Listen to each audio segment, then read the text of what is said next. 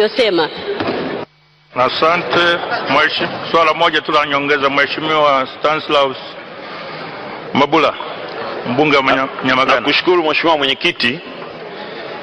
Naomba na mimi niulize swala la nyongeza, kwa kuwa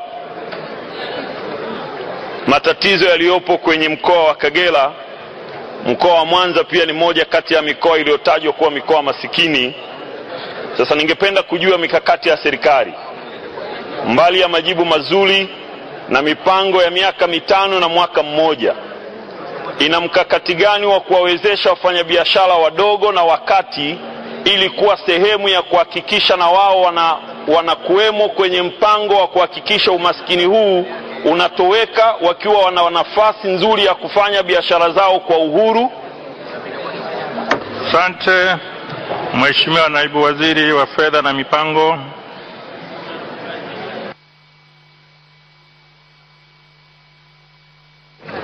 Mheshimiwa Mwenyekiti,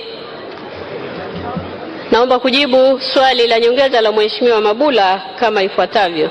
Kama nilivyosema na kama tulivyoainisha kwenye mpango wetu wa mwaka mmoja na mpango wa miaka 5, kwamba sasa hivi tunaangalia jinsi ya kuanzisha na kuendeleza viwanda vidogo vidogo pamoja na viwanda vikubwa vikubwa vya kati pia, ili tuweze sasa kutengeneza ajira kwa watu wetu. Na hii ni pamoja sasa na kuwawezesha wafanyabiashara hao wadogo na wakati ili waweze kupata bidhaa zao kwa bei nafuu, na pia tuangalie pia wafanyabiashara ambao wako katika sekta ya kilimo, kwa sababu tumesema viwanda vidogo, viwanda vya kati na vikubwa vitatumia malighafi zinazozalishwa hapa nchini. Kwa hiyo ni mpango wa serikali yetu kuweza kuwawezesha watu hawa. Pia kwa sababu tunakuja na Microfinance Act mwezi huu au mwezi wa 11, ni uhakika kwamba watu hawa wafanyabiashara wadogo na wakati watapewa elimu ya ujasiriamali na jinsi gani ya kuendeleza biashara zao pamoja na kuwezeshwa mitaji. Ni moja ya mikakati ya serikali yetu. Asante. Waheshimiwa wabunge, swali ya muda. Tunaendelea na swali linalofuata. Swali namba 22 linaulizwa na Mheshimiwa Said Ahmed Kubenea, mbunge wa Ubungo. Serikali ya awamu ilikopa fedha kwenye benki za nje na zile za biashara. Je, mpaka sasa deni la taifa linafikia kiasi gani? Je, serikali ina mikakati gani ya makusudi ya kudhibiti ongezeko la deni la taifa?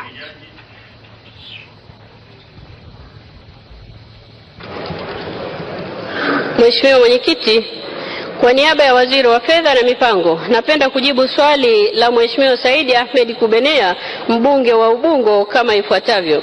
Mheshimiwa Mwenyekiti, katika kipindi cha mwaka wa fedha 2010-2011, serikali ilipokea mikopo ya nje yenye masharti nafuu na ya biashara kiasi cha shilingi bilioni 1333.28. Na mwaka 2014-2015, serikali ilipokea mikopo ya kiasi cha shilingi bilioni 2291.6. Mikopo hiyo haikufikia kiasi cha trilioni 15 kwa mwaka 2011 na trilioni 9 kwa kabla ya mwaka 2015 kama ilivyo tafsiriwa na Mheshimiwa mbunge. Mheshimiwa Mwenyekiti, hadi Juni 2016 deni la taifa lilikuwa dola za Kimarekani bilioni 23.2 ikilinganishwa na dola za Kimarekani bilioni 19.69 mwezi Juni mwaka 2015, ikiwa ni sawa na ongezeko la 18%. Kati ya kiasi hicho, deni la serikali lilikuwa dola za Kimarekani bilioni 20.5 na deni la sekta binafsi lilikuwa dola za Kimarekani bilioni 2.7. Aidha, deni la serikali lilitokana na mikopo ya ndani na nje kwa ajili ya kugharamia miradi ya maendeleo. Baadhi ya miradi hiyo ni pamoja na ujenzi wa barabara na madaraja nchini, mradi wa kimkakati wa kuboresha majiji, ujenzi wa njia ya umeme wa msongo wa kilovati 400 kutoka Iringa mpaka Shinyanga, mabasi yaendayo haraka, ujenzi wa bomba la gesi na mitambo ya kusafishia gesi, upanuzi wa uwanja wa ndege wa Dar es Salaam na mradi wa maji Ruvu Chini na Ruvu Juu. Mheshimiwa Mwenyekiti, Serikali imekuwa na mikakati mbalimbali ya maksudi kabisa ili kudhibiti ongezeko la deni hilo.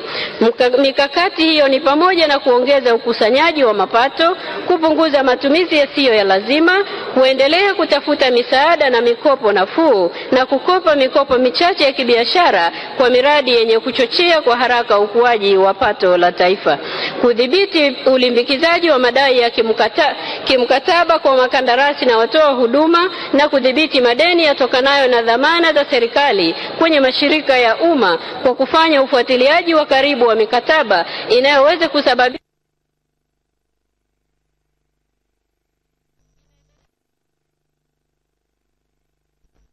yani sovereign rating kwa lengo la Asante.